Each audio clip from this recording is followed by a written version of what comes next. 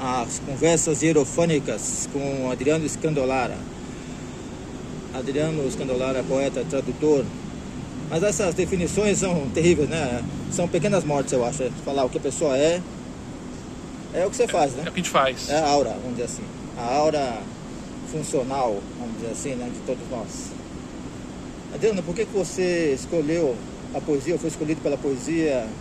Por que a poesia? Essa coisa terrível. Esse curto-circuito da linguagem por que optar pela poesia num mundo cada vez mais fascista, consumista, fascista, um mundo que é anti-poesia? Cara, você já chegou com pedrada, né? É masoquismo, basicamente, né? Eu acho que... A gente acabou de falar, né? Ser poeta, tradutor é o que a gente faz, não é o que a gente é, mas a poesia tem essa coisa de um tipo de...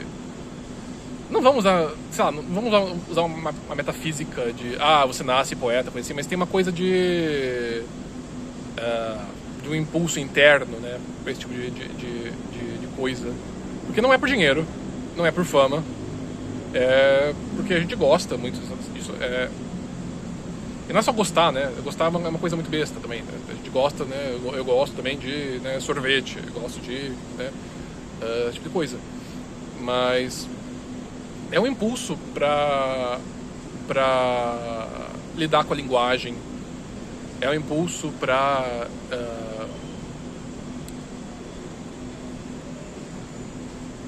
tô chegando numa coisa, eu acho que tem a ver com aqueles momentos em que você de repente enxerga o divino nas coisas, né? Aquela coisa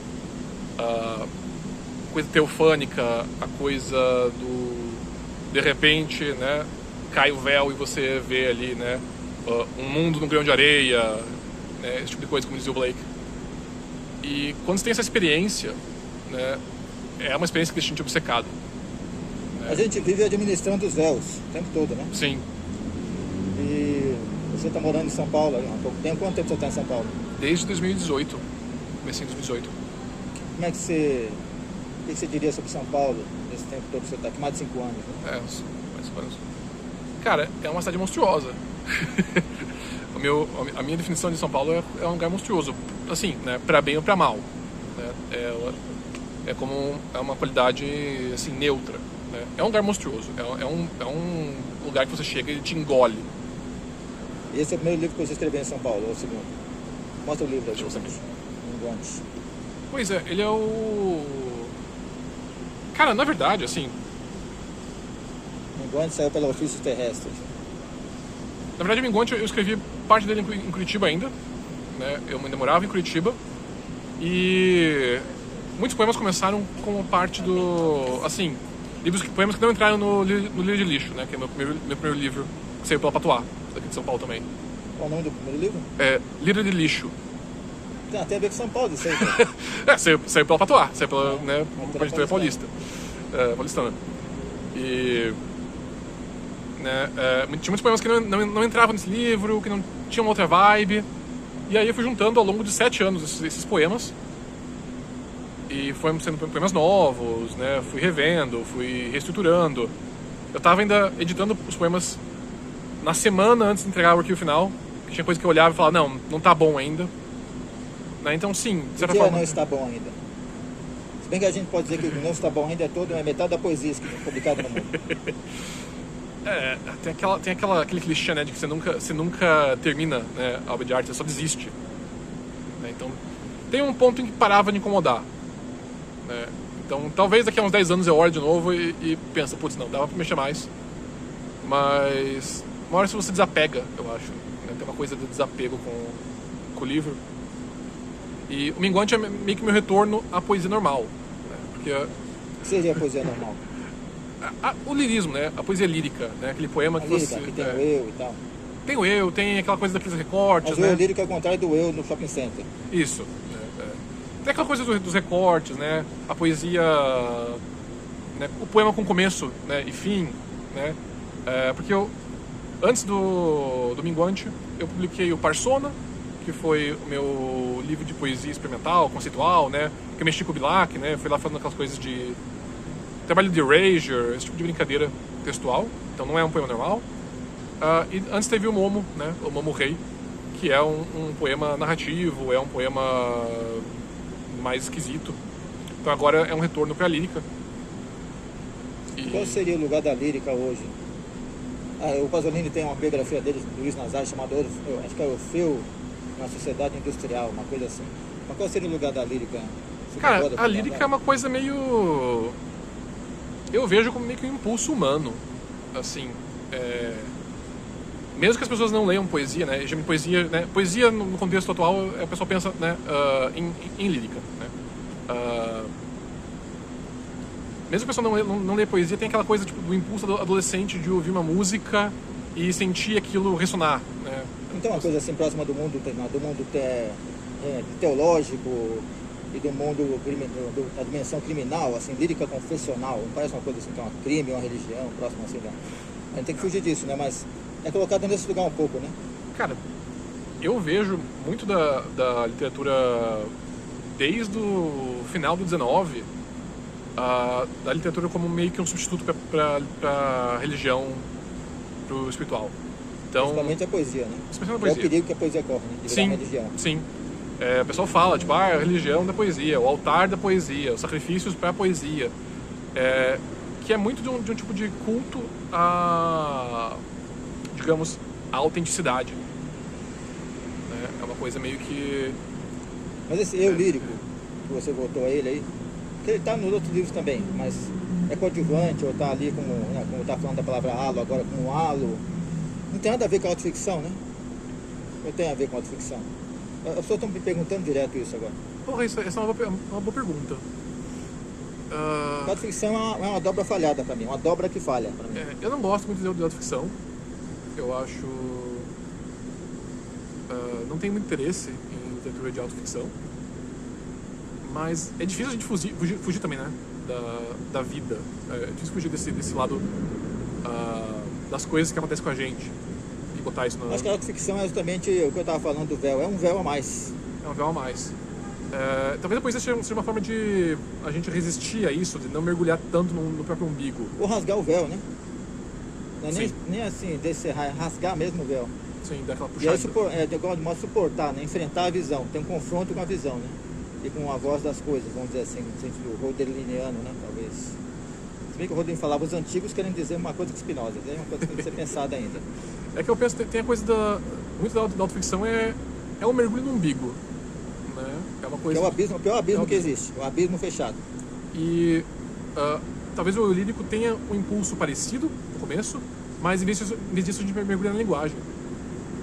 O que fascina a poesia é a linguagem. Você acha que mergulhar na linguagem é um modo de dissolução, de enfrentamento, de quebrar um pouco do véu? Não estou falando do véu muito, né? Mas existe uma dissolução no véu, se você atravessar a linguagem, você chega no anterior a ela ou no posterior a ela, que talvez sejam lugares muito interessantes. Eu acho que nessa luta a gente consegue tocar em alguma coisa que está ali. É meio que tatear no escuro. A gente consegue chegar numa coisa que não está na linguagem. Quando a gente lê um poema, tem algo no poema que não tá escrito. Tem algo dali que é transmitido. Seria um escuro da linguagem? Porque todo mundo está fingindo que não tem escuridão, que não estamos no breu. E a gente, a nossa visão se acostuma com o breu e a gente vai seguindo, né? Uma certa engenharia do breu, arquitetura do breu, vamos dizer assim. Sim, tem um breu aí. Uma dança no breu. Um ponto cego. Que tem a ver com o meu livro, né? A água veio do sol, disse o breu. Lê um poema do Linguante. Tá, deixa eu pegar aqui então. Vou ler o poema Corpo. Corpo. Que é um que eu já postei no Instagram. Então é um meio soneto. Então, vamos lá. Este eu, precariamente construído, sem alicerce ou fundação, sem pedra angular, o desprezo dos que passam. Este terreno acidentado, a mão de obra trêmula, como se tivesse sido opção. Sim, pois sempre desejei paisagens em que as árvores se adornam de suicidas. À porta, um mar de lodo. Cada tremor no peito, cada olhar marejado, o desastre já previsto. Desde a primeira ripa se anuncia. Surpreende e não devia. Enfim, o corpo, torta a metáfora, aqui para o espírito, soterrado na lama e nos escombros. Aí temos aí o véu, a lama e os escombros, né? Como O eu. os signos potentes, né?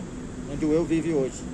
Então existe o eu dos escombros, o eu da lama e o eu do véu, né? Vamos pensar assim. Sem gradações hierárquicas nem nada, são só topologias do eu. E a política, como entra no seu trabalho? Como desgraça, né? Como catástrofe. A gente tá sempre aí, né, nessa questão do... Estão vendo a catástrofe, né? Estamos vendo a catástrofe. A gente tá vivendo a catástrofe. Naturalizada. Tá vivendo ali aquela coisa, né? Daquela fagulha de esperança de, né? Se a gente fizer tal coisa, a gente talvez consiga reverter, mas não consegue, né? Tá sempre acumulando derrotas e comemorando pequenas vitórias, tipo hoje, né? Talvez aconteça alguma coisa muito positiva, talvez a gente possa comemorar, né? Mas isso é sempre um passo para frente, 10 para trás, né? Enquanto isso tem todo o desastre climático, tem, né, o avanço do fascismo. Então a política atravessa os meus poemas sempre por esse lado da catástrofe, por esse lado do lamento, tem o lado da questão do impulso que as pessoas têm pela violência, né, pelo desejo de opressão, né, de fato, a gente está nesse buraco que a gente está, porque as pessoas têm esse impulso, né, então, e essa coisa, né, é uma coisa recorrente, né, não é de hoje, não é de agora, mas é algo que encontra formas diferentes ao longo da história.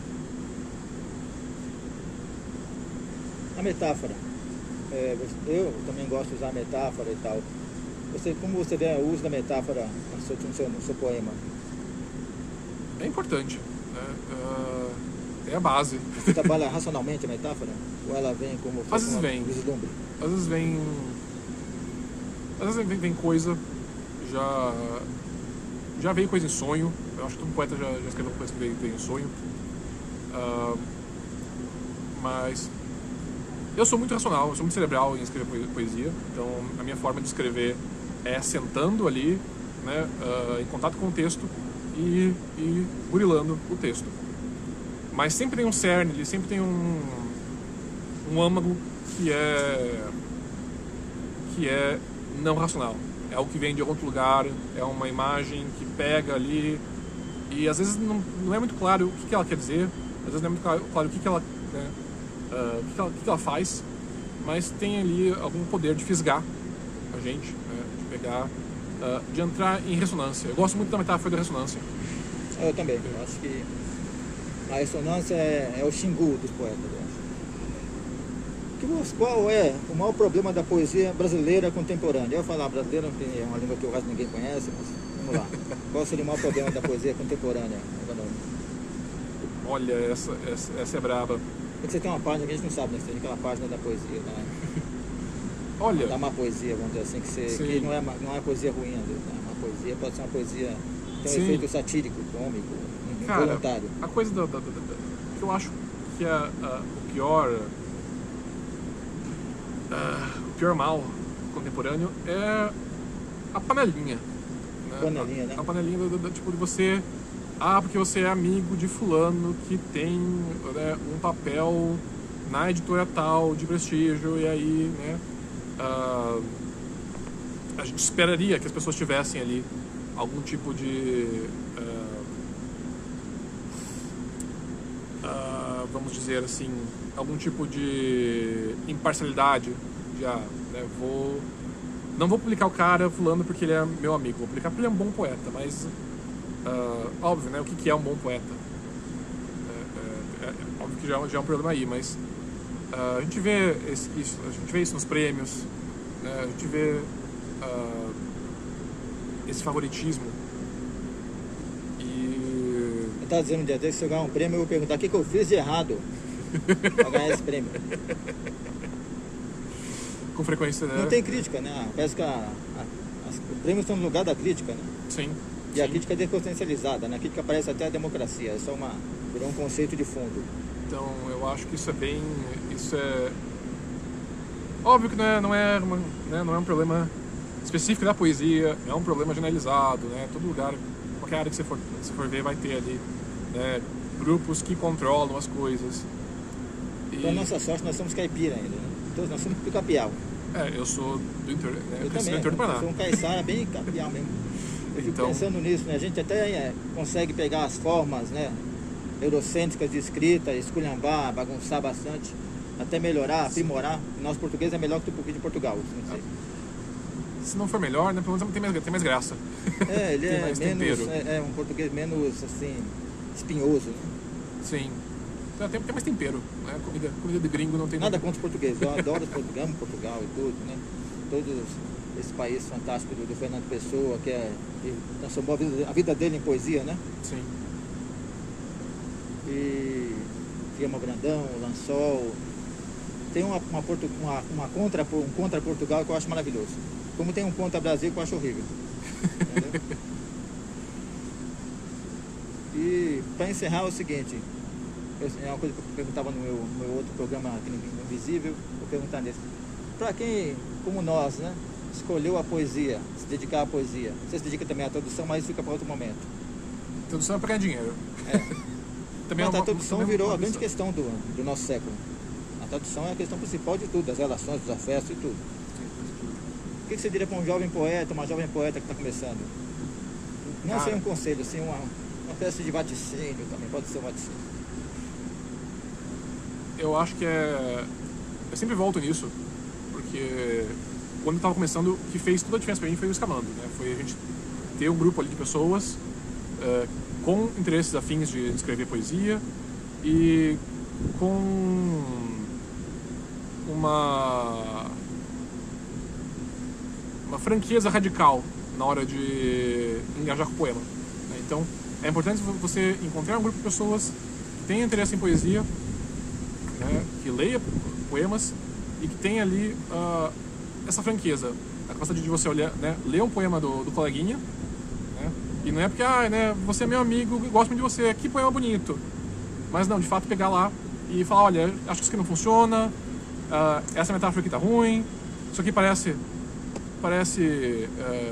tá brega, de uma forma não intencional, né? Então é bom ter amigos que possam criticar os poemas para fazer isso melhorar, para você, né, ir aos poucos chegando num ponto em que você se ache, né? Nesse processo a gente acaba limando muita coisa que a gente acha que é a nossa voz e não é. Olha só, o Adriano está propondo uma guerra de facções entre os poetas iniciantes. Vai começar uma guerra de facção entre poetas. Bom, conversei com o Adriano Scandolara, que está lançando Minguante. E essa foi a primeira Conversas Aerofônicas para todos e para ninguém. Somente para ninguém. Porque nossa época é a nadificação para todos. A nadificação para todos. Eu vou terminar filmando o vento. Tentar filmar o vento aqui. O vento não, estou filmando o vento. Uma coisa invisível pode ser filmada. Conversas Aerofônicas. Até a próxima. Valeu. Valeu, Adriano. Até mais.